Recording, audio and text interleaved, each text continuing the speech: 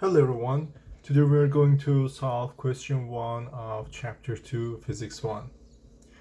The question is asking us to obtain the average velocity of two different cases and then plot the x, which is displacement, with respect to time for each case. Okay, let's see what's happening in case 1. In case 1, it says that you walk 70 meters at a speed of 1.2 meters per second. So we're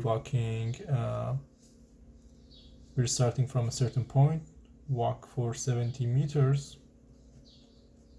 with the speed of 1.2 meters per second, and then run for another 70 meters. The displacements are the same for each segment with the speed of 3 meters per second. Let's just name these points A, B, and C. So the question is basically asking us to obtain the average velocity from A to C. We average from A to C. Okay.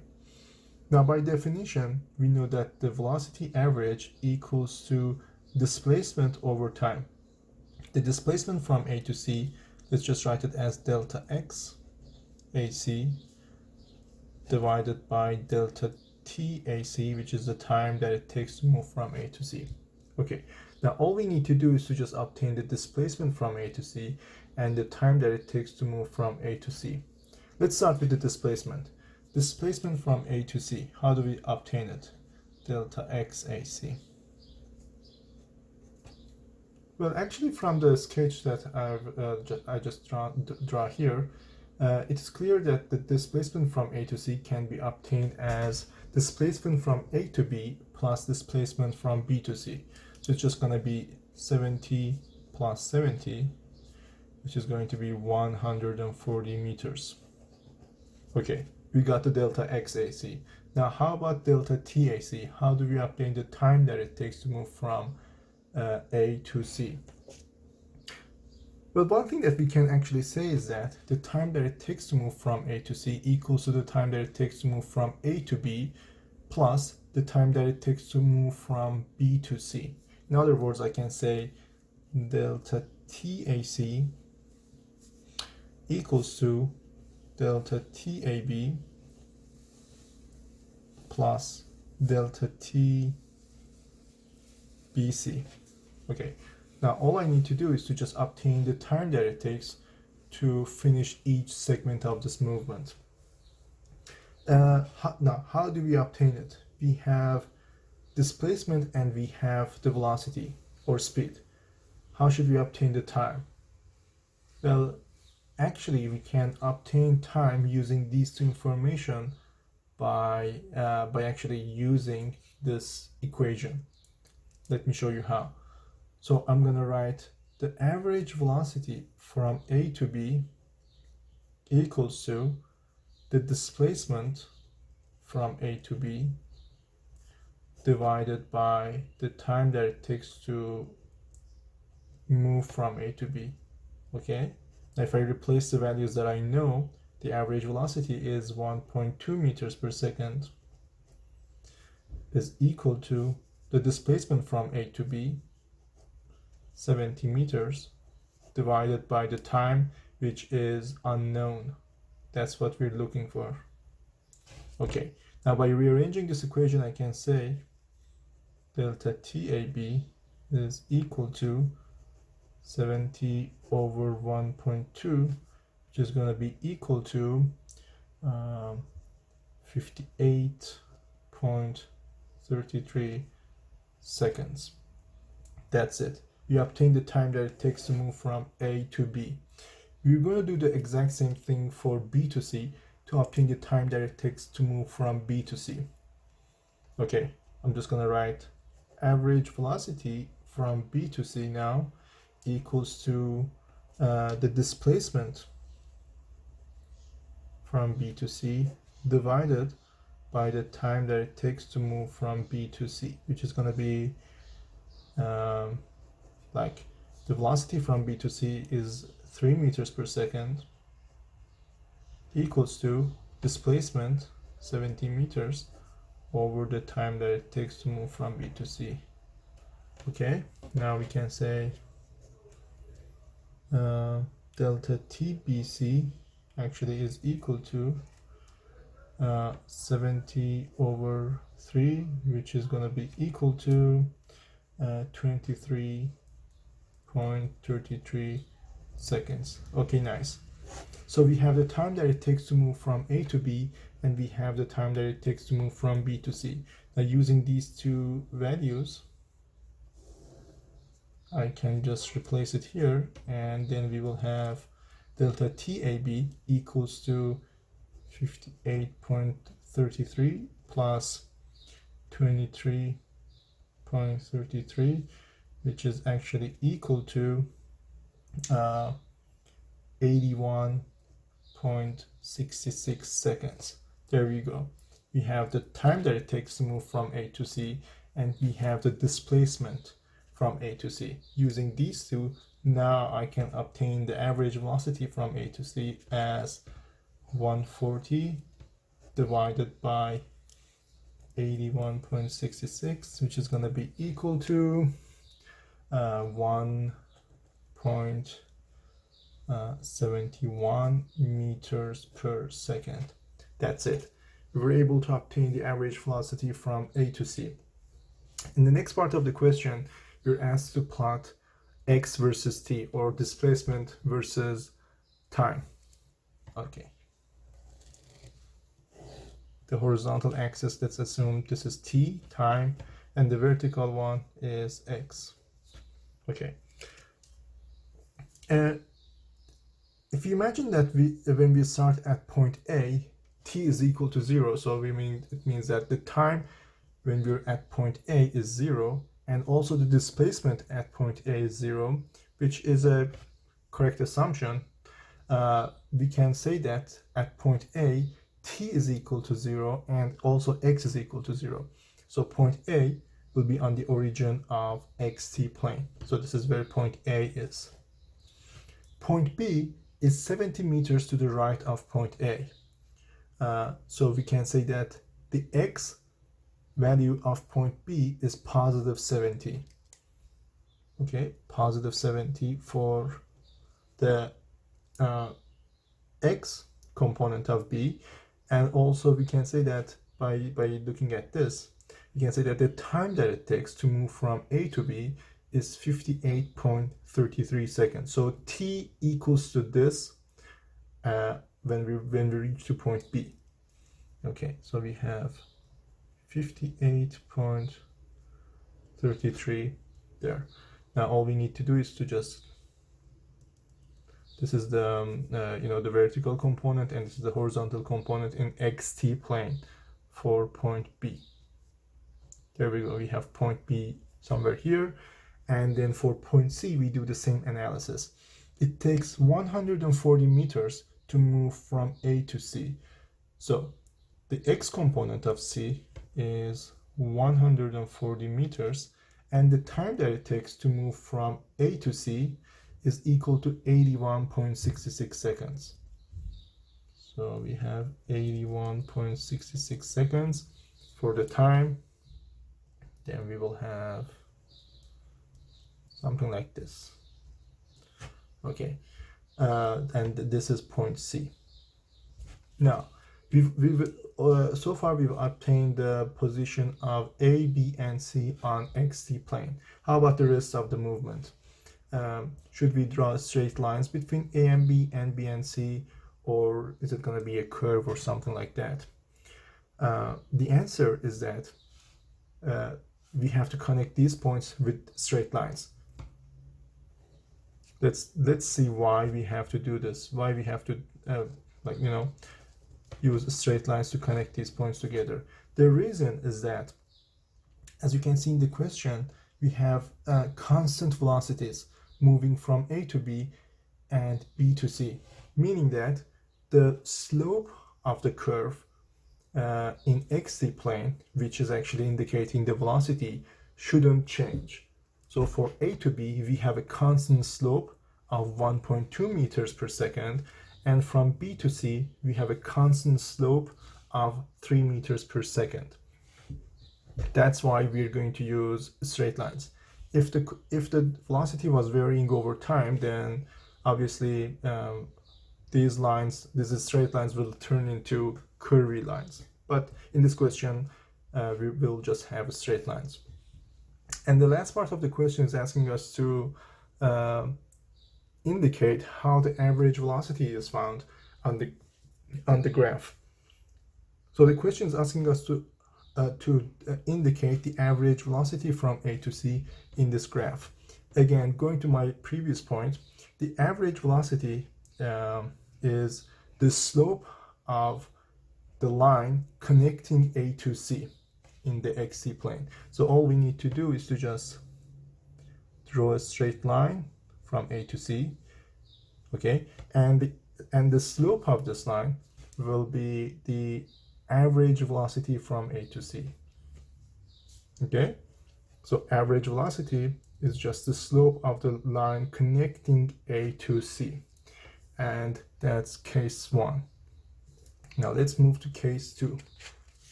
For case 2, let's see, case 2. For case 2, we're gonna walk for 2 minutes at the speed of 1.5 meters per second. Again, I'm gonna redraw that graph. A, B, so 2 minutes. Unlike the previous question, we don't know the distance, but instead we have the time. And then the velocity from A to B is equal to 1.5 meters per second.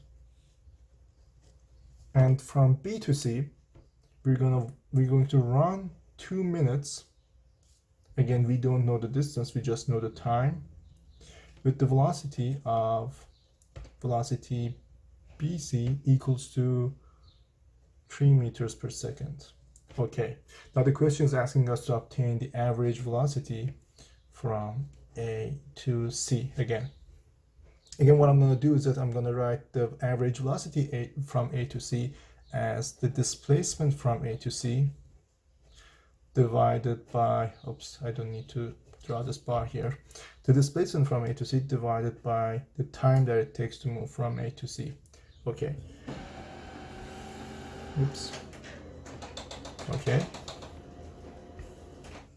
Okay. The time that it takes to move, sorry about that, the time that it takes to move from A to C is actually, unlike the previous case, is easy to obtain. We have 2 minutes from A to B plus 2 minutes from B to C. So it is equal to, so let me just draw it here. Delta TAC equals to 2 minutes plus 2 minutes, which is equal to 4 minutes. Okay, so the time that it takes to move from A to C is actually 4 minutes.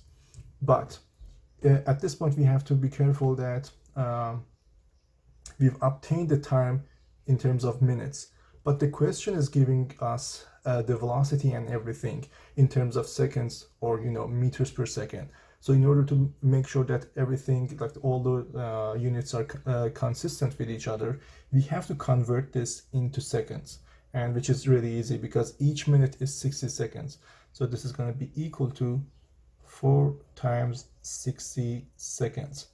In other words, delta TAC equals to 240 seconds. Okay, good. Make sure that you don't forget to do this unit conversion. Okay, now let's see how we can obtain the distance from A to C. The distance from A to C, I can say delta XAC equals to distance traveled from A to B plus the distance traveled from B to C. Okay. Now, how do we obtain the distance from A to B and B to C? Because the question hasn't given us that information. Well, the answer is that we're going to use the average velocity equation, because we do know the velocity and we do know the time. So naturally, we should be able to obtain the distance using these two. Okay, I'm just going to say velocity average from A to B equals to the displacement from A to B divided by delta x AB delta t AB. Okay, now I can say 1.5 meters per second equals to the displacement, which is unknown, divided by the time that it takes to move from A to B. Again, we have 2 minutes, which we have to convert into seconds. So it's going to be 2 times 60 seconds. Okay, now if I just rearrange this equation, we will have delta x AB equals to this times this, which is going to be 180 meters. We're going to do the exact same thing for B to C. We're going to write velocity average from B to C equals to the displacement from B to C divided by the time that it takes to move from B to C. Hence, we can say 3 meters per second equals to the displacement, which is unknown, the displacement from B to C divided by the time that it takes to move from B to C, which is again 2 minutes. Converted to seconds, it's going to be 2 times 60 seconds. Again, by rearranging this, we will obtain delta x BC equals to this times this, which is going to be 360 meters. Nice. We've been able to obtain the displacement from A to B and B to C. Now we can obtain the displacement from A to C as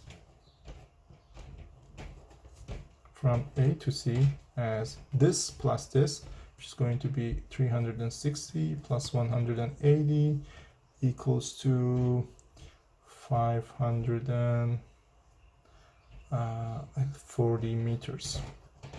Okay, so we have the displacement and we've already obtained the time.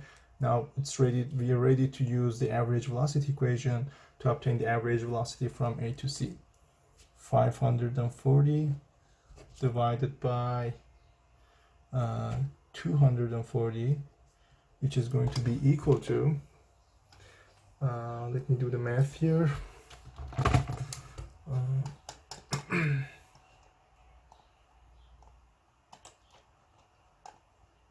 It's going to be equal to, where is it?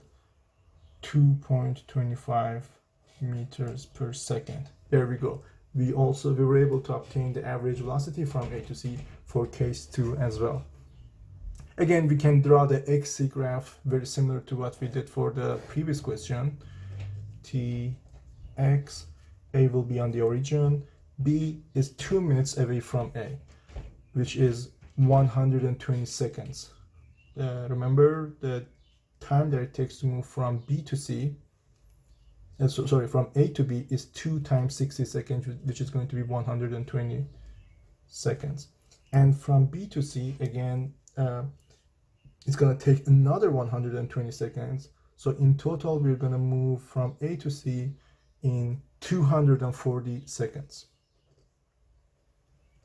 Okay, we have this is for B, this is for C, and the displacement from A to B is equal to, where did we obtain it? From A to B is 180. So we have 180 here. And then from A to C, the displacement is 540. So displacement from A to C is 540. Now we have this point is for B, and we have C over here.